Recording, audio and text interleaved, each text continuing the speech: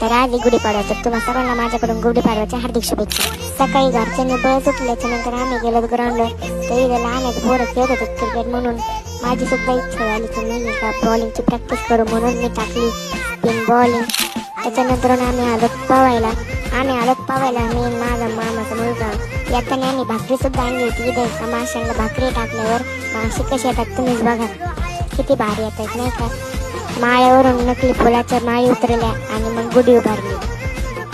घरचे म्हणले गावात जाय आणि 2 किलो कांडी घेऊन ये. मग मी काय लगेच गेलो स्कूटीवर आणि 2 किलो कांडी घेऊन आलो. पप्पा म्हणले की तिसगावला आपली गाडी तयार झालेली आहे, की आम्ही मॉडिफाय करायला ठेवली होती, त्याच्यामुळे आज ती घ्यायला जायचं. तरी ते आपल्याला साफ करून गाडी देत होते. तर मागच्या ब्लॉकमध्ये पण पाहिलं असं गाडी किती घाण झाली, तर बघू शकता खूप गाडी झालेली.